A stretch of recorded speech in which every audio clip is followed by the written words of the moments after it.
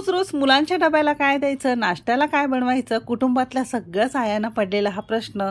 तर आज मी तुमच्या सगळ्यांसाठी कच्च्या बटाट्यापासून एकदम झटपट आणि पौष्टिक नाश्त्याचा एक कुरकुरीत प्रकार घेऊन आलेली आहे. बाहेरून एकदम कुरकुरीत, आतून अगदी सॉफ्ट आहे, अगदी झटपट होतो आणि अगदी पळीभर तेलामध्ये हा सगळा कुटुंबासाठी पोटभरीचा नाश्ता तुम्हाला तयार करता येईल. रात्री जरी असे करून ठेवले तरी सकाळी नाश्त्यासाठी किंवा डब्यासाठी मुलांना तुम्हाला देता येईल. रेसिपी नेहमीप्रमाणे भरपूर टिप्ससह तुमच्यासोबत मी शेअर केलेली आहे, म्हणून ती अगदी शेवटपर्यंत नक्की पहा.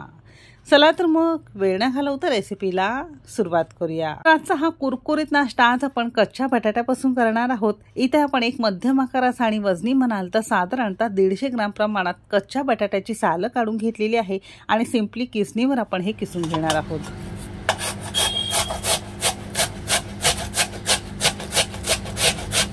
बटाटा तुम्हाला चालत नसेल तर याऐवजी लाल भोपळा तुम्ही ते किसून घेऊ शकता. बनवण्याची पद्धत अगदी सारखीच आहे.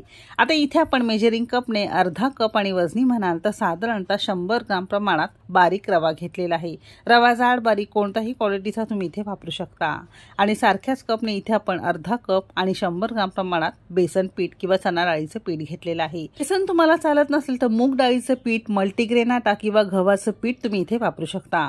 तुमची चॉईस आहे.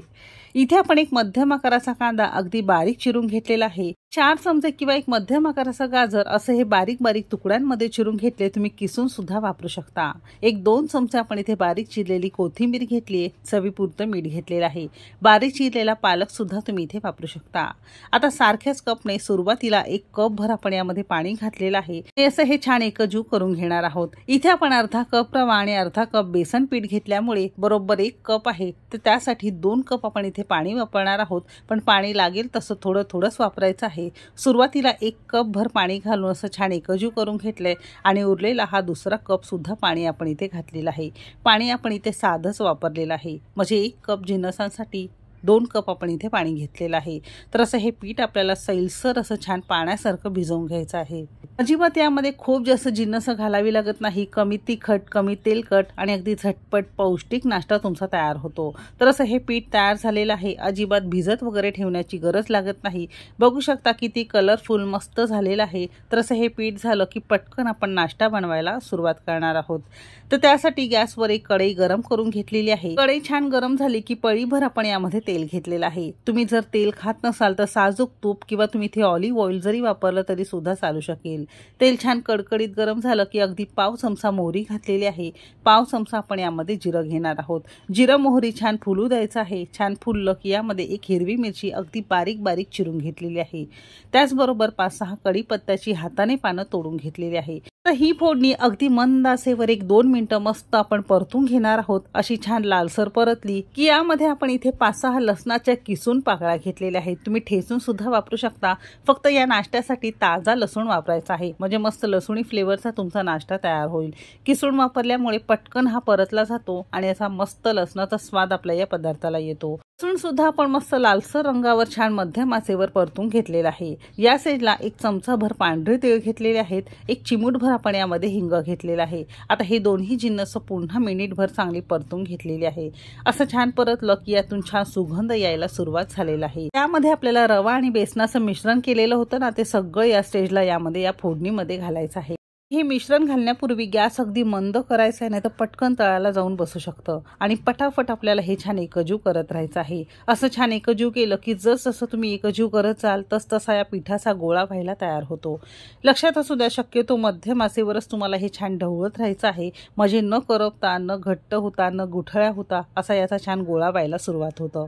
साधारणतः 1-2 मिनिटात मध्यम आचेवर असा हा छान गोळा व्हायला सुरुवात झालेला आहे. आणि बेसन पीठ भाजायला किंवा शिजायला तसा फार जास्त वेळ लागत नाही. असं हे 1-2 मिनिटातच याचा छान गोळा झालेला आहे. असा छान गोळा झाल्यानंतर आणखीन 5 मिनिटं अगदी मंद आचेवर आपण हे असं छान परतत सगळं छान शिजवत जाणार आहोत. जसं तुम्ही हे परतत जाल तसा पिठाचा गोळा व्हायला सुरुवात होतं आणि थोडासा घट्ट होतं, म्हणजे रवा ही छान फुलून तयार होतो. तर साधारणतः इथे 5-6 मिनिटं झालेली आहेत. मस्त हे छान शिजलेलं आहे. या स्टेजला आपण गॅस बंद केलेला आहे. आता हे पीठ गरम असतानाच आपल्याला सेट करायला ठेवायचं आहे. त्यासाठी एखाद्या ट्रेमध्ये प्लेटमध्ये किंवा ताटाला थोडंसं तेल लावून घेऊ शकता। नॉर्मली आपलं जेवणाचं जे ताट असतं त्याला सुद्धा तेल लावून घेऊ शकता आणि हे गरम गरम पीठ असतानाच आपल्याला यामध्ये सेट करायला ठेवायचं आहे, नाही तर पिठाचा पटकन घट्टसर गोळा व्हायला लागतो। तर इथे आपण केक टीनला थोडंसं तेल लावून घेतलेलं आहे आणि हे मिश्रण आपण गरम असतानाच यामध्ये काढून घेतलेलं आहे। अगदी स्वच्छ व्यवस्थित सगळं निघालेलं आहे बघू शकता। आणि हे गरम असतानाच आपल्याला एखाद्या पळीने किंवा असं चमचाने छान पसरून घ्यायचं आहे। गरम असतानाच हे केलं की अगदी फटाफट तुम्हाला हे छान थापून घेता येतं। असं छान आपण गुळगुळीत करून घेतलेलं आहे। तुम्ही जरी ताटाला करत असाल तर करण्याची पद्धत अगदी सेमच आहे।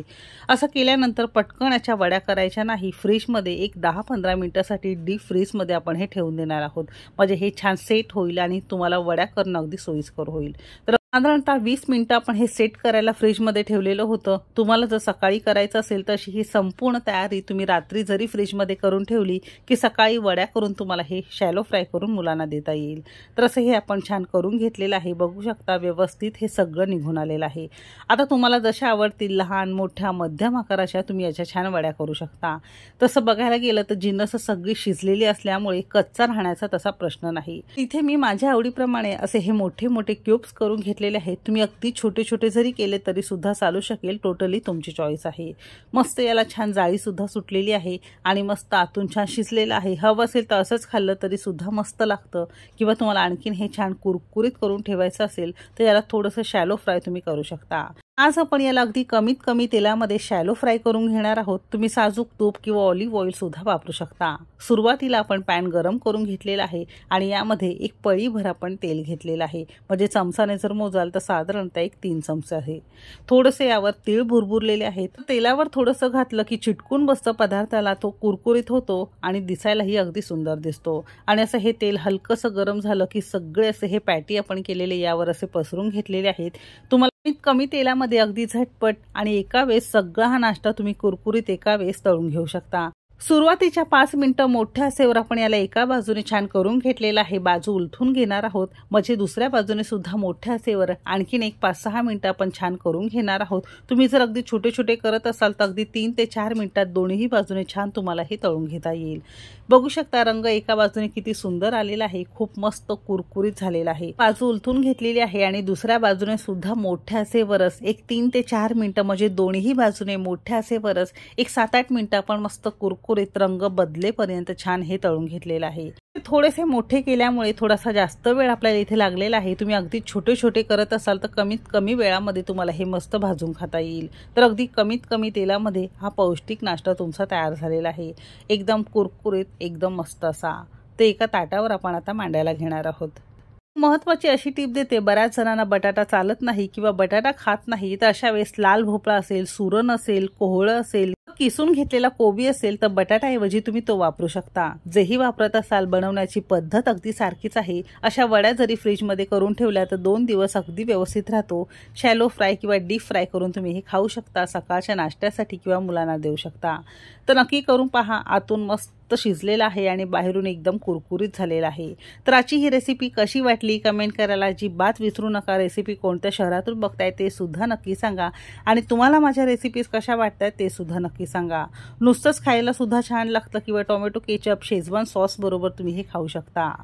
चला तर मग भेटू एक मस्त आणि जबरदस्त रेसिपी सोबत। तोपर्यंत मस्त खा आणि स्वस्त रहा।